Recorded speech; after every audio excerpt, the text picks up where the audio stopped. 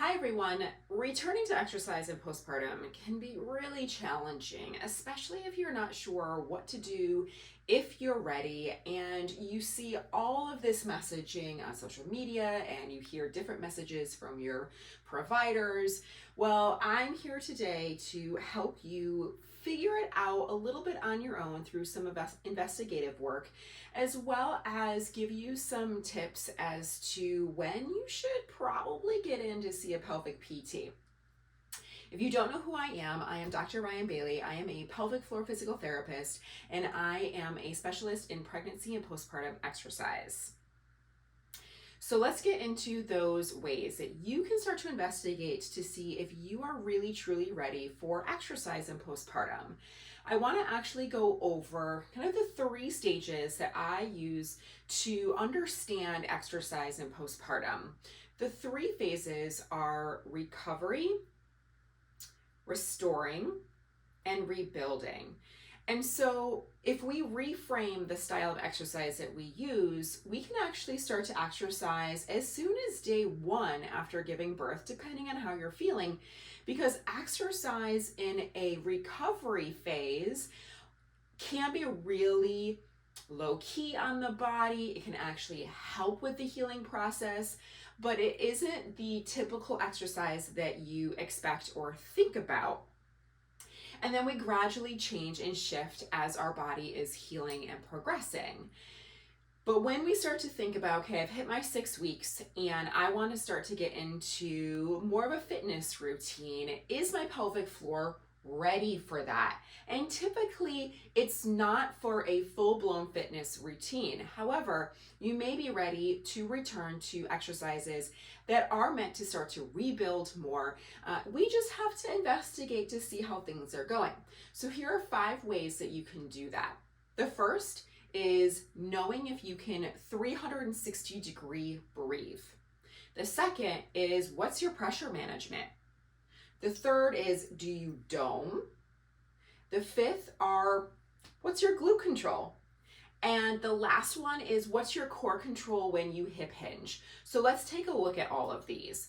The first is 360-degree breathing. What I mean by that is, can your ribs move in a 360-degree action as you inhale? Do your belly muscles stay soft? Does your pelvic floor respond by lengthening downward? So let's give this a try in a little bit of a test. So you can either kneel, you can sit down in a cross-legged position, you can sit in a chair, but just sit. And then what you're gonna do is you're gonna place your hands onto your ribs. I like putting my hands so that my fingers are mostly on the back of my ribs. And that's because the biggest portion of our ribs and where we want to feel the majority of the movement is in our side and back. So by having my fingers back there, I can feel what's happening better. So then what you're going to do is you're going to inhale and exhale. Let's do this 5 times, and you're really paying attention to where your breath goes. What do you feel move? You can keep going when I'm talking through this, but you are really paying attention to what is moving, what may feel tight. And when you are doing those 5 breaths, are you actually feeling a lot of belly movement? Are you feeling a lot of chest movement? Are your shoulders raising up to your ears? And do you feel like or do you feel like you are sucking in your belly? Do you feel pressure down into the pelvic floor, or nothing at all in the pelvic floor? And so if you notice anything other than your ribs moving, almost like they're lifting like an umbrella, okay, without your shoulders, soft chest rise, soft belly expansion, pelvic floor soft and moving down, then you may actually want to start working on your breathing before you do anything else, because your breathing is the foundation of all other exercise, okay? So next, pressure management. The great way to look at pressure management is when we're doing something that is actually more whole body and something that puts more load into the system. So we're going to do a squat. You could also do a lunge. But so what you're going to do is you are going to either go into a lunge position or into a squat position. So let's do a squat, and you're going to be paying attention to what you feel happening in your core, most importantly, the pelvic floor. So when you go down into the squat and come back up, you are paying attention to, what does it feel like I'm doing down there? What does it feel like in my belly? Do you feel like you are really arching and swaying your back and pushing out your belly? Do you feel like you are tucking that butt under and maybe squeezing the pelvic floor? So you're paying attention to those things. If you feel like when you come back up out of the squat, there's a lot of pressure down into the pelvic floor, or you actually leak a little bit, then we need to start to work on your ability to manage the pressures within your core system through that movement before you go into exercises that put more load into the system and or more repetitions or requires more endurance, because that whole pressure system may not be online in the way that we need it to be, based on those symptoms that you're having. The next is doming. So doming is a sign of, again, a pressure management system issue in the linea alba, or the connection between the two halves of our abdominal muscles. So testing this is on your back, but what you want to do is you want to also take a look at if you dome at any other time during movement, and it doesn't necessarily need to always be with just this move, and I'm going to talk a little bit more about that with the other things as well. So you're going to lie on your back, and you are going to be paying attention to what's happening in your abs, most specifically along the midline from the center of your ribs to your pubic bone, right along this midline. So you're going to then lift your head, and you're going to look at your belly, and you're going to see, do I get any doming here? And doming is essentially a lifting up of the midline of your belly. And if you do at any point along this line, then you have, again, a pressure management system issue that is coming out through that separation of the abs. The thing to think about with that is you actually may not see doming with that test, but you may see doming when you lean back. Or you may see doming when you lift something. So again, this is just one way to look at it, just like with the pressure management and feeling it in the pelvic floor or the leakage. It may not happen with squats or lunges, but it may happen with something else. And so if it does, then your pelvic floor is less likely ready to return to more of a fitness-based exercise routine. Okay, so next up are glutes. And our glutes and our pelvic floor are really, they need to be really happy together.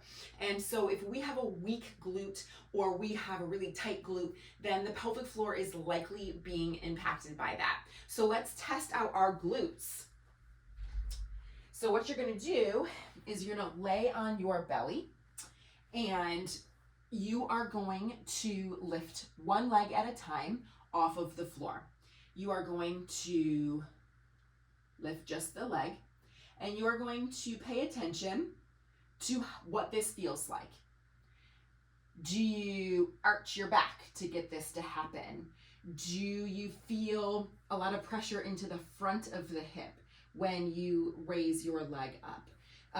Can you only lift your leg if your knee is bent? Or do you get a lot of quad contraction and you don't really feel much happening in your glutes? Or you can't even lift your leg. So those are all the things you're paying attention to. If you notice that you're getting a lot of pressure into the front of the hip, you can't lift your leg up on one side or both, it doesn't feel like you're getting a lot of glute contraction, even if you put your hand on your glute, or you feel like you're turning your hip out to get your leg to lift, then your glutes aren't really on board in the way that we need them to be for more fitness-based exercises. Yes, can fitness-based exercises build strength in your glutes? Absolutely, but we also want to make sure that your body can connect to the correct muscles in the exercises prior to doing a lot more reps and lots of different positions and potentially more intensity and loading. Last one is core control with a hip hinge. So this is in standing, and a hip hinge is essentially bending forward without rounding your spine. So you are going to be paying attention to what it feels like in your belly as you do that. So I like placing my hands down onto my pelvis so that my pinkies are where I'm going to be hinging. So I'm going to hinge forward and back up. And so what you want to be paying attention to are what's happening in my abs. Do I feel my belly pushing out when I bend forward? Do I feel my butt kind of try to tuck under or clench when I bend forward? Can I not bend forward with a straight back? I'm either arched up or rounded. Do I feel pressure as I bend forward? All of those things, again, are an indication that something's going on that we should probably correct before getting into, say, deadlifts or other exercises that require that hip hinge, so that you can translate that into more of a functional activity like picking up your baby, so we really need to take a look at all of these things. So again, these are just 5 ways to check out and see on your own if you are ready to return to more of that rebuilding phase or fitness phase of exercise in postpartum. And if you noticed that during any of these things that it just doesn't feel the way that I described, or it feels off in any way, or you have pain or pressure or incontinence symptoms while you're doing any of these things, then it's really time to go see a pelvic PT, get something a little bit more, a more thorough assessment, so that you can then do your corrective exercises that help you restore the function in the muscles that need that restoration before getting into exercises that may actually cause injury to your muscles and cause more symptoms down the road, which we don't want for you. So ask your questions in the comments and follow me for more so that you can help yourself rebuild after having a baby.